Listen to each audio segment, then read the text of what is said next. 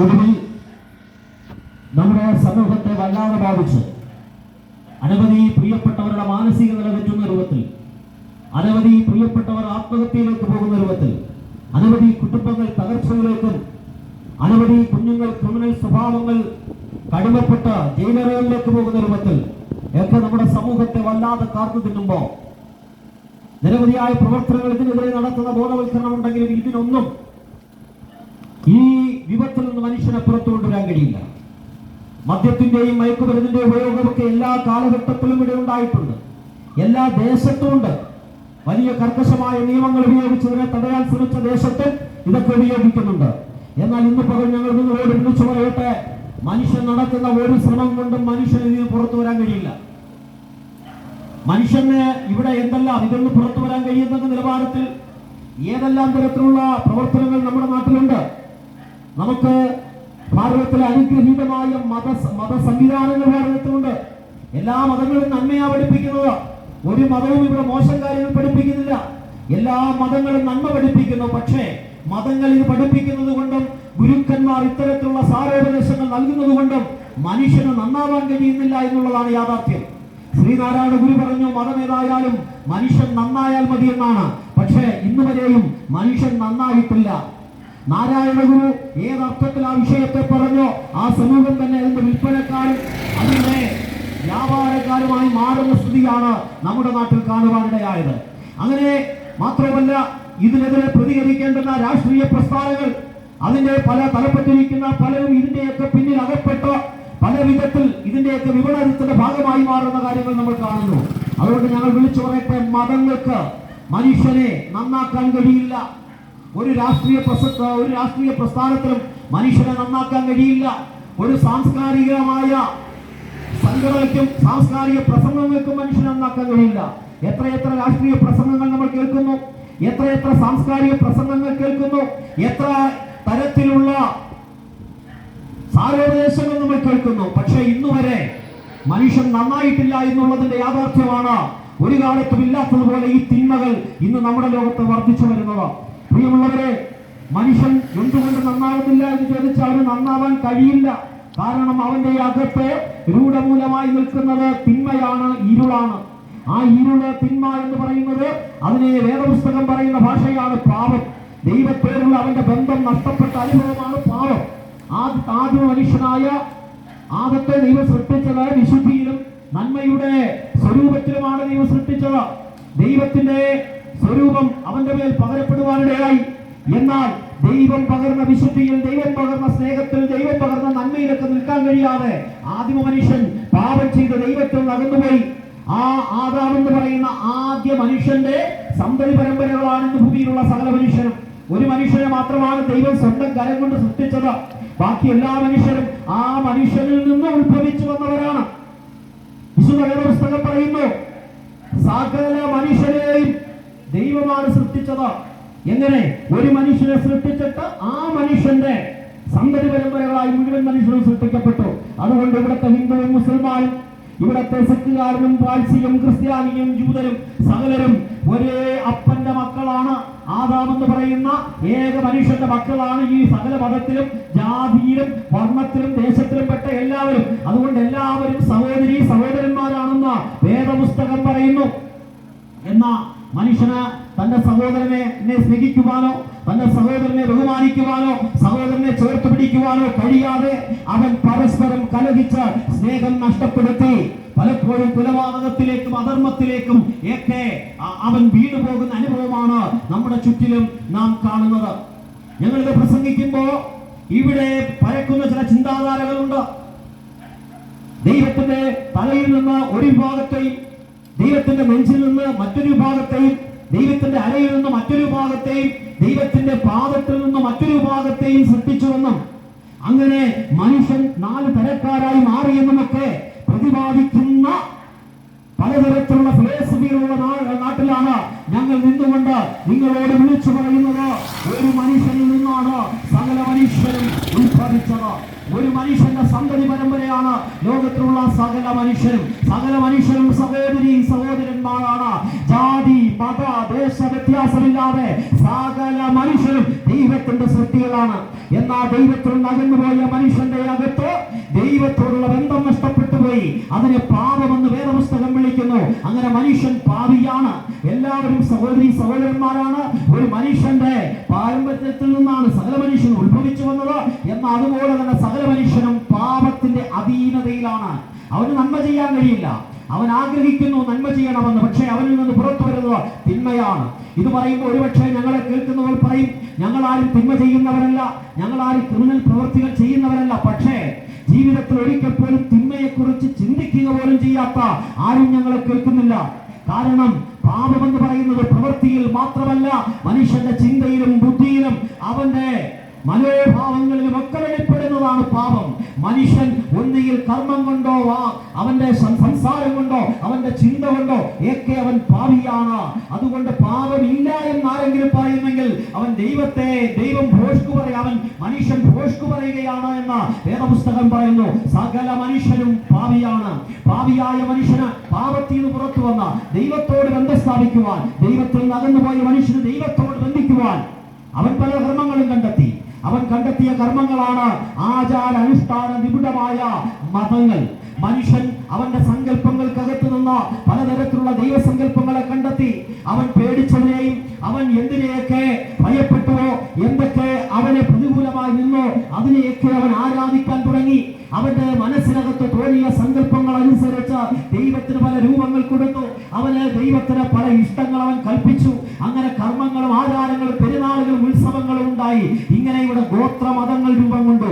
ഈ ഗോത്രമതങ്ങളുടെ ആധുനിക ആവിഷ്കാരമാണ് ഇന്ന് കാണുന്ന സകല മതങ്ങളും. ക്രിസ്തീയ മതം ഉൾപ്പെടെ സകലരും ഗോത്രമതങ്ങളുടെ ആധുനികമായ ആവിഷ്കാരമാണെന്ന് ഞങ്ങൾക്ക് വിളിച്ചു പറയുന്നതിന് ഒരു ബുദ്ധിമുട്ടുമില്ല. കാരണം ഞങ്ങൾ പ്രസംഗിക്കുന്നത് മതമല്ല പ്രസംഗിക്കുന്നത്, ഞങ്ങൾ പ്രസംഗിക്കുന്നത് രാഷ്ട്രീയമല്ല, ഞങ്ങൾ പ്രസംഗിക്കുന്നത് ചരിത്രമല്ല, ഞങ്ങൾ പ്രസംഗിക്കുന്നത് സംസ്കാരമല്ല. പക്ഷേ ഞങ്ങൾ പ്രസംഗിക്കുന്നത് മനുഷ്യന്റെ ആത്മരക്ഷയെ സംബന്ധിച്ച സന്ദേശമാണ്. ഈ സന്ദേശത്തിൽ മാത്രമേ മനുഷ്യനെ രൂപാന്തരപ്പെടുത്താൻ കഴിയൂ. ഈ സന്ദേശത്തിൽ മാത്രമേ മനുഷ്യനെ പുതുസൃഷ്ടിയാക്കാൻ മാറ്റാൻ കഴിയൂ. എത്രയെത്ര രാഷ്ട്രീയ പ്രസംഗങ്ങൾ കേട്ടിട്ടുണ്ട്, എത്രയെത്ര ഗുരുക്കന്മാരുടെ സാരോപദേശം കേട്ടിട്ടുണ്ട്, എത്രയെത്ര പെരുന്നാളുകൾ നടത്തിയിട്ടുണ്ട്, എത്രയെത്ര നോമ്പനുഷ്ഠാനങ്ങൾ നടത്തിയിട്ടുണ്ട്, എത്രയെത്ര കെട്ടുകാഴ്ചകൾ നടത്തിയിട്ടുണ്ട്, എത്രയെത്ര ഉത്സവങ്ങൾ നടത്തിയിട്ടുണ്ട്. ഇന്നുവരെ മനുഷ്യനൊരു മാറ്റവും ഉണ്ടായിട്ടില്ലെങ്കിൽ മനുഷ്യനെ പുതിയ സൃഷ്ടിയാക്കി മാറ്റുവാൻ കഴിയുന്ന ഏക മാർഗം, ഏക സന്ദേശം ഈ തെരുക്കോടിൽ ഞങ്ങൾ വിളിച്ചു പറയുന്ന യേശു ക്രിസ്തുവിന്റെ സനാതനമായ സത്യസുവിശേഷമാണ്. ഈ സുവിശേഷത്തിൽ മാത്രമാണ് മനുഷ്യനെ രൂപാന്തരപ്പെടുത്താൻ കഴിയുന്നത്. കാരണം എന്താണെന്നറിയാമോ? ഈ സുവിശേഷം എന്ന് പറയുന്നത് യേശു ക്രിസ്തുവാണ്. സുവിശേഷം യേശു ക്രിസ്തുവിനെ കുറിച്ചുള്ളതാണ്. അത് ഏതെങ്കിലും മതത്തെ കുറിച്ചുള്ളതല്ല, ഏതെങ്കിലും സംഘടനയെ കുറിച്ചുള്ളതല്ല, ഏതെങ്കിലും പുണ്യവാളന്മാരെ കുറിച്ചുള്ളതല്ല, ഏതെങ്കിലും പെരുന്നാളുകളെ കുറിച്ചുള്ളതല്ല, ഏതെങ്കിലും കർമ്മങ്ങളെ കുറിച്ചുള്ളതല്ല. സുവിശേഷം അത് യേശു ക്രിസ്തുവാണ്. സ്വർഗത്തിൽ ദൈവമായിരുന്നവൻ, ദൈവത്തോടൊപ്പമായിരുന്നവൻ, ദൈവത്തിന്റെ സമത്വത്തിൽ വസിച്ചവൻ, സ്വർഗം വിട്ട് താണഭൂമിയിൽ മനുഷ്യരൂപത്തിൽ, മനുഷ്യ സാദൃശ്യത്തിൽ, മനുഷ്യനെ പോലെ ദാസ്യരൂപമെടുത്ത് ഭൂമിയിലേക്ക് ഇറങ്ങി വന്ന യേശു ക്രിസ്തുവിനെ കുറിച്ചുള്ളതാണ് സുവിശേഷം. ആ യേശുവിന്റെ സ്നേഹത്തിലേക്കാണ് നിങ്ങളെ ക്ഷണിക്കുന്നത്. സ്വർഗത്തിലെ ദൈവം അത്രത്തോളം ഈ ദേശത്തെ സ്നേഹിക്കുന്നു, മാനവകുലത്തെ സ്നേഹിക്കുന്നു. അവ്യക്തരായ, പ്രയോജനമില്ലാത്ത, പാപിയാത്ത, നന്മ വസിക്കാത്ത, യാതൊരു വിധത്തിലുള്ള പ്രയോജനവുമില്ലാത്ത മനുഷ്യനെ തേടി സ്വർഗത്തിൽ നിന്ന് ദൈവമായിരുന്നവൻ ഭൂമിയിലേക്ക് ഇറങ്ങി വന്നു. ദൈവം ജഡത്തിൽ വെളിപ്പെട്ടു. അതാണ് ഞങ്ങൾ പ്രസംഗിക്കുന്ന യേശു ക്രിസ്തു. യേശു ക്രിസ്തു പൂർണ്ണ ദൈവമായിരുന്നു. അപ്പോൾ തന്നെ അവൻ പൂർണ്ണ മനുഷ്യനായി ഈ ഭൂമുഖത്തേക്ക് വന്നു. എന്തുകൊണ്ട് ദൈവം മനുഷ്യനായി വന്നു? എന്തുകൊണ്ട് മൃഗജാതിയായിട്ടോ, പക്ഷിജാതിയായിട്ടോ, ഉരകജാതിയായിട്ടോ, വസ്തുവകളായിട്ടോ ദൈവം ഭൂമിയിൽ അവതരിച്ചില്ല? കാരണം ദൈവം അവതരിച്ചത് മനുഷ്യനായിട്ടാ. ഒരു മനുഷ്യന് മാത്രമാണ് മനുഷ്യന്റെ ജീവിതത്തിന്റെ പ്രയാസങ്ങൾ, ഭാരങ്ങൾ, കഷ്ടങ്ങൾ, ബലഹീനതകൾ, മനുഷ്യൻ അനുഭവിക്കുന്ന പ്രതിസന്ധികൾ അറിയാൻ കഴിയുന്നത് ഒരു മനുഷ്യന് മാത്രമാണ്. അതുകൊണ്ട് യേശു ക്രിസ്തു മനുഷ്യനായി ഭൂമിയിലേക്ക് വന്നു. എന്നാൽ യേശു ക്രിസ്തുവിന്റെ മനുഷ്യത്വത്തെ കുറിച്ച് പറയുമ്പോൾ ഞങ്ങൾ നിങ്ങളോട് വിളിച്ചു പറയട്ടെ, യേശു പൂർണ്ണ മനുഷ്യനായിരുന്നു എന്ന് പറഞ്ഞാൽ പാപമില്ലാത്ത, പാപം ചെയ്തിട്ടില്ലാത്ത, പാപത്തെ കുറിച്ച് ചിന്തയില്ലാത്ത, പാപത്തെ കുറിച്ച് ആർക്കും ബോധ്യം വരുത്താൻ കഴിയാത്ത ഒരേ ഒരു മനുഷ്യൻ ഭൂമിയിൽ അവതരിച്ചിട്ടുണ്ടെങ്കിൽ അത് ഞങ്ങൾ പ്രസംഗിക്കുന്ന യേശു ക്രിസ്തുവാണ്. യേശു ക്രിസ്തു ഒരേ സമയം ദൈവപുത്രനും ഒരേ സമയം പൂർണ്ണ മനുഷ്യനുമായി ഭൂമിയിലേക്ക് വന്നു. എന്തിനാ വന്നതെന്നറിയാമോ? മനുഷ്യനെ സ്നേഹിച്ച തന്റെ ഏകജാതനായ പുത്രനെ വിശ്വസിക്കുന്ന ഏവനും നശിച്ചു പോകാതെ നിത്യജീവൻ പ്രാപിക്കേണ്ടവന് യേശുവിനെ നൽകുവാൻ ദൈവം അത്രത്തോളം സ്നേഹിച്ചു. ഞങ്ങളെ കേൾക്കുന്ന പ്രിയ ദേശനിവാസികളെ, ദൈവം നിങ്ങളെ സ്നേഹിക്കുന്നു. ദൈവം നിങ്ങളെ സ്നേഹിക്കുന്നു. ദൈവത്തിന്റെ സ്നേഹത്തിന്റെ ആഴമാണ് ക്രിസ്തുവിലൂടെ വെളിപ്പെട്ടത്. ദൈവസ്നേഹത്തിന്റെ ആഴമാണ് ദൈവം മനുഷ്യരൂപത്തിൽ ഭൂമിയിലേക്ക് ഇറങ്ങി വന്നത്. നമ്മുടെ ജീവിതത്തിലെ പാപം, നമ്മുടെ ജീവിതത്തിൽ നിൽക്കുന്ന ഇരുൾ, നമ്മുടെ ജീവിതത്തിൽ നിൽക്കുന്ന തിന്മ നമ്മളെ അസമാധാനത്തിലേക്കും തകർച്ചയിലേക്കും ജീവിതം പ്രതിസന്ധിയിലേക്കും കൊണ്ടുപോയി തകർച്ചകളിൽ നിന്ന് തകർച്ചകളിലേക്ക് നമ്മളെ കൊണ്ടുപോയിക്കൊണ്ടിരിക്കുമ്പോ, നമ്മുടെ ഒരു ശ്രമങ്ങൾക്കും നമുക്ക് അതിൽ നിന്ന് പുറത്തു വരാൻ കഴിയാതിരിക്കുമ്പോ നമ്മെ പാപത്തിൽ നിന്ന് പുറത്തു കൊണ്ടുവരുവാൻ ഭൂമിയിലേക്ക് വന്നവരാണ് യേശു ക്രിസ്തു. യേശു ക്രിസ്തു ലോകത്തേക്ക് വന്നത് നല്ല മനുഷ്യരെ തേടിയല്ല, പാപിയായ മനുഷ്യനെ തേടിയാ വന്നത്. എന്നെ കേൾക്കുന്ന പ്രിയപ്പെട്ടവരെ, താങ്കളുടെ ഉള്ളിൽ പാപമുണ്ട് എന്ന് നിങ്ങൾ അംഗീകരിച്ച, എനിക്ക് പാപത്തിൽ നിന്ന് പുറത്തു വരണം, എന്റെ മതങ്ങൾ കൊണ്ടോ, ഞാൻ നടത്തുന്ന പെരുന്നാളുകൾ കൊണ്ടോ, ഞാൻ നടത്തുന്ന നോമ്പരിഷ്ഠാനങ്ങൾ കൊണ്ടോ, ഞാൻ കത്തിക്കുന്ന മെഴുകുതിരി കൊണ്ടോ, ചന്ദനത്തിരി കൊണ്ടോ, ഞാൻ നടത്തുന്ന കർമ്മം കൊണ്ടോ എനിക്ക് പാപത്തിൽ നിന്ന് പുറത്തു വരാൻ കഴിയില്ല എന്ന യാഥാർത്ഥ്യത്തെ മനസ്സിലാക്കി എന്റെ പാപത്തെ പരിഹരിക്കാൻ ഉലകത്തിൽ അവതരിച്ച യേശു ക്രിസ്തുവിന്റെ ദൈവപുത്രത്വത്തിൽ വിശ്വസിച്ച് യേശു ക്രിസ്തുവിന്റെ കർത്തൃത്വത്തിന്റെ കീഴിലേക്ക് താങ്കൾ വരുമെങ്കിൽ താങ്കൾക്ക് സൗജന്യമായി പാപമോചനം ലഭിക്കുകയാണ്. എന്റെയും നിങ്ങളുടെയും, എന്നെ കേൾക്കുന്ന സകല മനുഷ്യന്റെയും, ലോകത്തിൽ ഇന്നയോളം ജനിച്ചിട്ടുള്ള സകല മനുഷ്യന്റെയും, ഇനി ജനിക്കാനുള്ള സകല മനുഷ്യന്റെയും പാപം യേശു സ്വന്തം ശരീരത്തിൽ വഹിച്ചു. ഇവിടെ ഗുരുക്കന്മാരൊക്കെ സാരോപദേശം തന്നിട്ട് കടന്നു പോയപ്പോ മനുഷ്യന്റെ പാപത്തെ സ്വന്തം ശരീരത്തിൽ ഏറ്റെടുത്തുകൊണ്ട് മനുഷ്യന്റെ പാപത്തിന്റെ പരിഹാരത്തിനായി കാൽവരിയിൽ യാഗമായി തീർന്ന ഒരുവൻ, അത് ഞങ്ങൾ പ്രസംഗിക്കുന്ന യേശു ക്രിസ്തുവാണ്. യേശു ക്രിസ്തു രണ്ട് ദുഷ്പ്രവൃത്തിക്കാരുടെ നടുവിൽ മനുഷ്യനെന്ന് തോന്നാത്തവണ്ണം നിരൂപനാക്കപ്പെട്ട് മുൾമുടി ശിരസിൽ ധരിച്ചുകൊണ്ട് നഗ്നരാക്കപ്പെട്ട അപമാനം സഹിച്ചവനായി, താടിരോമങ്ങൾ പിഴുതെടുത്തവനായി, മുഖത്ത് മുപ്പലേറ്റവനായി, ശരീരവാസകലം റോമൻ പട്ടാളക്കാരാൽ അടിച്ചു തകർക്കപ്പെട്ടവനായി, ഒരു മാംസപിണ്ഡത്തെ പോലെ ആ കാൽവരി ക്രൂശിൽ തൂങ്ങിക്കിടക്കുന്നത്. സഹോദര സഹോദരി, ഇന്ന് പകൽ നമ്മുടെ പാപത്തിന്റെ പരിഹാരത്തിനായി ദൈവം വെച്ചിരുന്ന ലോക സ്ഥാപനത്തിനു മുമ്പേ ദൈവത്താൽ തീരുമാനിക്കപ്പെട്ട അറുക്കപ്പെട്ട കുഞ്ഞാടായിരുന്നു യേശു ക്രിസ്തു എന്ന് ഇന്ന് പകൽ ഞങ്ങൾ നിങ്ങളോട് അറിയിക്കട്ടെ. യേശുവിന്റെ കാൽവരി ക്രൂശ് മരണത്തിലേക്ക് മനസ്സുയർത്തി, ഹൃദയമുയർത്തി, ചിന്തകൾ ഉയർത്തി, ആത്മാവിൽ നിങ്ങളൊന്ന് നോക്കുമെങ്കിൽ കാണാൻ കഴിയുന്നത് എനിക്ക് പകരക്കാരനായി അവിടെ തൂങ്ങിക്കിടക്കുന്ന യേശു ക്രിസ്തുവാണ്. യേശുവിന്റെ കാൽവരി ക്രൂശ് മരണത്തിലൂടെ സകല പാപത്തിന്റെയും പരിഹാരം വന്നു. സകല വിധത്തിൽ ഇന്ന് വരെ ലോകത്തുള്ള സകല മനുഷ്യന്റെയും പാപത്തിന്റെ പരിഹാരം യേശു ക്രിസ്തു കാൽവരിയിൽ നിർവഹിച്ചു. കൊടിയ വേദനയുടെ നടുവിൽ നിലവിളിയോടെ വിളിച്ചു പറഞ്ഞു, ഇതാ സകലതും നിവർത്തിയായി. ഇനി പാപപരിഹാരത്തിന് വേണ്ട തീർത്ഥാടനം വേണ്ട, നേർച്ചകൾ വേണ്ട, കർമ്മങ്ങൾ വേണ്ട, ആചാരങ്ങൾ വേണ്ട, സകലത്തിനും നിവർത്തിയാക്കിക്കൊണ്ട് യേശു ക്രിസ്തു പാപപരിഹാരത്തിനായി എന്നേക്കുമായി കാൽവരിയിൽ യാഗമായി തീർന്നു. അതുകൊണ്ട് ക്രിസ്തുവിൽ വിശ്വസിക്കുന്നവർക്ക് പാപമോചനമുണ്ട്. അവന്റെ പുത്രനായ യേശുവിന്റെ രക്തം സകല പാപവും വെച്ച് നമ്മൾ ശുദ്ധീകരിക്കുന്നു. എത്ര കടും ചുവപ്പേറിയ പാപവും നിങ്ങൾ എത്ര ശ്രമിച്ചിട്ടും പുറത്തു വരാൻ കഴിയാതെ നിങ്ങളുടെ ജീവിതത്തിൽ നിൽക്കുന്ന ബലഹീനതകൾ, നിങ്ങളുടെ ജീവിതത്തിൽ രൂഢമൂലമായി നിൽക്കുന്ന പാപപ്രവൃത്തികൾ, പാപചിന്തകൾ, തിന്മകൾ, സകലത്തിൽ നിന്നും പുറത്തു വരുവാൻ ഇരിക്കുന്ന ഉറുപ്പിൽ നിന്നുകൊണ്ട് ക്രിസ്തുവിന്റെ തിരുമുഖത്തേക്ക് നോക്കി, കർത്താവേ, ഞാൻ പാപിയാണ്, ഞാൻ നിന്നിൽ ആശ്രയിക്കുന്നു, നിന്റെ രക്തത്താൽ എന്നെ വിടുവിക്കണമേ എന്ന് ആര് പ്രാർത്ഥിക്കുന്നുവോ അവർക്ക് സൗജന്യമായി പാപമോചനം ലഭിക്കുകയാണ്. അവരെ കൈക്കൊണ്ട് അവന്റെ നാമത്തിൽ വിശ്വസിക്കുന്ന ഏവർക്കും ദൈവമക്കളാകുവാൻ അവൻ അധികാരം കൊടുത്തു എന്ന് വേദപുസ്തകം പറയുന്നു. ഇന്ന് പകൽ ഞങ്ങൾ നിങ്ങളോട് വിളിച്ചു പറയട്ടെ, ക്രിസ്തുവിൽ വിശ്വസിക്കുന്നവർക്ക്, ക്രിസ്തുവിനെ കൈക്കൊള്ളുന്നവർക്ക്, ക്രിസ്തുവിന്റെ കർത്തൃത്വത്തിന്റെ കീഴിലേക്ക് വരുന്നവർക്ക് ദൈവത്തിന്റെ മകനായി മാറാൻ കഴിയും, ദൈവത്തിന്റെ മകളായി മാറാൻ കഴിയും. ഞങ്ങൾ നിങ്ങളെ വിളിക്കുന്നത് മതത്തിലേക്കല്ല, അല്ലെങ്കിൽ ഏതെങ്കിലും ഒരു സംഘടനയ്ക്കല്ല, ദൈവ കുടുംബത്തിലേക്ക് നിങ്ങളെ വിളിക്കുകയാണ്. ദൈവ കുടുംബത്തിനകത്ത് നിങ്ങൾ വന്നാൽ നിങ്ങൾക്ക് പാപത്തെ ജയിക്കാൻ കഴിയും, പാപ സ്വഭാവത്തെ പരാജയപ്പെടുത്താൻ കഴിയും, പാപത്തിന്റെ സ്വാധീനത്തിൽ നിന്ന് പുറത്തു വരാൻ കഴിയും. ഇന്ന് പകൽ ഇത്രയും നാൾ ശ്രമിച്ചിട്ടും പാപത്തിൽ നിന്ന് പുറത്തു വരാൻ കഴിയാത്ത, അസമാധാനത്തിൽ നിന്ന് പുറത്തു വരാൻ കഴിയാതെ ചിന്തകളുടെ അടിത്തട്ടിൽ കണ്ണുനീരിന്റെ നടുവിൽ ജീവിക്കുന്ന, ആത്മഹത്യയെ കുറിച്ച് ചിന്തിക്കുന്ന ആരെങ്കിലും ഉണ്ടെങ്കിൽ ഇന്ന് പകൽ ഞങ്ങൾ നിങ്ങളോട് വിളിച്ചു പറയട്ടെ, കർത്താവായ യേശു ക്രിസ്തുവിൽ വിശ്വസിക്കുക, എന്നാൽ നീയും നിന്റെ കുടുംബവും രക്ഷ പ്രാപിക്കും. ഒരു നിമിഷം ക്രിസ്തുവിലേക്ക് നോക്കി ക്രിസ്തുവിൽ വിശ്വസിക്കാൻ തുടങ്ങിയ ദൈവപുത്രത്വത്തിന്റെ അവകാശത്തിലേക്ക് നിങ്ങൾക്ക് വരാൻ കഴിയും. ഒരു കാര്യം കൂടി ഞങ്ങൾ പറയട്ടെ, നിങ്ങളൊരു അടിമത്തത്തിലാ, പാപത്തിന്റെ അടിമത്തത്തിൽ.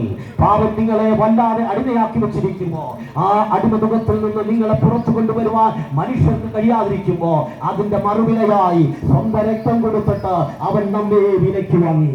യേശു ക്രിസ്തുവിൽ വിശ്വസിക്കുന്നവർക്ക് വീണ്ടെടുപ്പുണ്ട്. യേശു ക്രിസ്തുവിൽ വിശ്വസിക്കുന്നവർക്ക് നിത്യജീവനുണ്ട്. ഒരിക്കൽ ദൈവത്തോടുള്ള ബന്ധം നഷ്ടപ്പെടുത്തി കടന്നുപോയ മനുഷ്യന്റെ അകത്തേക്ക് ക്രിസ്തുവിന്റെ ജീവൻ നമ്മുടെ അകത്തേക്ക് പകർന്ന, ആ നിത്യജീവൻ പകർന്ന നമ്മളെ ദൈവത്തോട് ബന്ധിപ്പിച്ചു. അതാണ് നിത്യജീവൻ. ദൈവത്തോട് ഒരു മനുഷ്യന് ബന്ധം സ്ഥാപിച്ച് ജീവിക്കാൻ കഴിയുന്ന അവസ്ഥയാണ് നിത്യജീവൻ.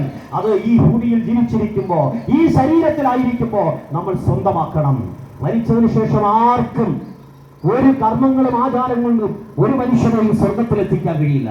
ഈ ഭൂമിയിൽ ജീവിച്ചിരിക്കുമ്പോൾ, ഈ ശരീരത്തിലായിരിക്കുമ്പോ നിങ്ങൾ ക്രിസ്തുവിൽ വിശ്വസിച്ച് രക്ഷാനിർണയം പ്രാപിച്ച് ക്രിസ്തുവിനോടൊപ്പം ജീവിക്കുകയാണെങ്കിൽ, ജീവനും പുനരുദ്ധാനവും ഞാനാണെന്ന് അരുളി ചെയ്തവൻ മരണത്തിനപ്പുറം ഒരു ജീവിതം നമുക്ക് വാഗ്ദത്തം ചെയ്യുകയാണ്. മരണത്തിന്റെയും പാതാളത്തിന്റെയും താക്കോൽ എന്റെ കൈവശമുണ്ടെന്ന് വിളിച്ചു പറഞ്ഞവൻ മരണത്തിനപ്പുറമുള്ള ഒരു ജീവിതം നമുക്ക് വാഗ്ദത്തം ചെയ്യുകയാണ്. ഇന്ന് പകൽ നിങ്ങളെ ഞങ്ങൾ ക്ഷണിക്കുന്നു. ഞങ്ങൾ അനുഭവിക്കുന്ന ആത്മീയ സന്തോഷത്തിന്റെ ആഴങ്ങളിലേക്ക് നിങ്ങളെ ക്ഷണിക്കുകയാണ്. ക്രിസ്തു വരാൻ സമയമായി. ഒരിക്കൽ മരിച്ച് അടക്കം ചെയ്യപ്പെട്ട് ഉയർത്തെഴുന്നേറ്റ് മുകളിലേക്ക് സ്വർഗത്തിലേക്ക് കരേറിപ്പോയി പിതാവിന്റെ വലതുഭാഗത്തിൽ നിന്നുകൊണ്ട് മാനവകുലത്തിന് വേണ്ടി തന്നെ വിശ്വസിക്കുന്നവർക്ക് വേണ്ടി പക്ഷപാതം ചെയ്യുന്ന യേശു ക്രിസ്തു ഇനി വേഗത്തിൽ മധ്യാകാശത്തിൽ വരും. എന്തിനാണെന്നറിയാമോ? തന്നെ കാത്തിരിക്കുന്ന തന്റെ ജനത്തെ നിത്യജീവൻ നൽകി അവരെ നിത്യമായി സ്വർഗത്തിലേക്ക് ചേർക്കുവാൻ. എന്നാൽ അതേ സമയം തന്നെ ഇവിടെ തിന്മ ചെയ്യുന്ന, അധർമ്മം ചെയ്യുന്ന, നിഗളികളായ, ദൈവത്തെ അറിയാതെ ജീവിക്കുന്ന സകല ദുഷ്പ്രവർത്തിക്കാരെയും ന്യായം വിധിക്കാൻ കൂടിയാണ് യേശു വരുന്നത്.